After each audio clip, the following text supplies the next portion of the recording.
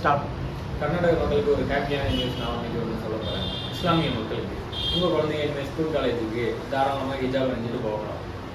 அதை பற்றி full video பார்க்க போகிறோம். இந்த வீடியோ ஸ்கிப் பண்ணாமல் பாருங்கள். மறக்காமல் நம்ம சேனலை சப்ஸ்கிரைப் பண்ணிக்கோங்க. சரியா? 1 year பேக் போகும். 2022 பிப்ரவரியில் ஒரு இன்சிடென்ட் நடக்குது. பியூ காலேஜில் ஹிஜாப் அணியக்கூடாதுன்னு சொல்லி அந்த காலேஜில் ரூல் கொண்டு வராங்க. அது அப்படியே சுற்றி உள்ள எல்லா காலேஜும் ஸ்கூலுக்கும் பரவுது. காட்டு தீ மாதிரி பரவி அங்கே ஃபுல்லாகவே இதே சட்டத்தை கொண்டு வராங்க. இதை எதிர்த்து அவங்க ஹைகோர்ட்டுக்கு போகிறாங்க.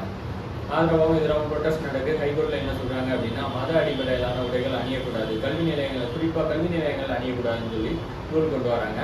இதை எதிர்த்து சுப்ரீம் கோர்ட்டுக்கு அப்பீல் போகிறாங்க. அங்கே என்ன சொல்கிறாங்க அப்படின்னா, 2 நீதிபதியுமே மாறுபட்ட கருத்துக்களை தீர்ப்பாக சொல்கிறாங்க.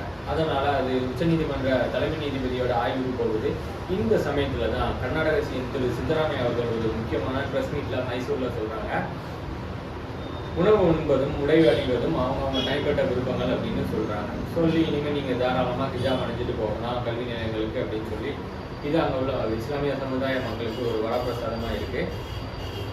இதில் என்னோட கருத்து என்னென்னா, உணவும் உடுத்த உடையும் இதெல்லாம் நம்ம அரசியலமைப்பு உரிமையிலே இருக்குது. அதனால நாகாலாந்து மக்கள் நாய்க்கறி சாப்பிட்றாங்க, நம்ம ஊர் மக்கள் மட்டன் சிக்கன் அடித்து விளாசிக்கிட்டு இருக்காங்க. ஒவ்வொரு பக்கமும் தனித்தனி இந்தியா பல கல்ச்சர்ஸை உள்ளடக்கிய நாடு. இதில் அவங்கவுங்க சாப்பிட்றது, ட்ரெஸ் போடுறது எல்லாமே வேறு வேறு தான் இருக்குது. இது அவங்களோட தனிப்பட்ட உரிமை. அதில் நம்ம தலையிடவே கூடாது. முக்கியமாக சோறு தான் நமக்கு முக்கியம். தேங்க்யூ.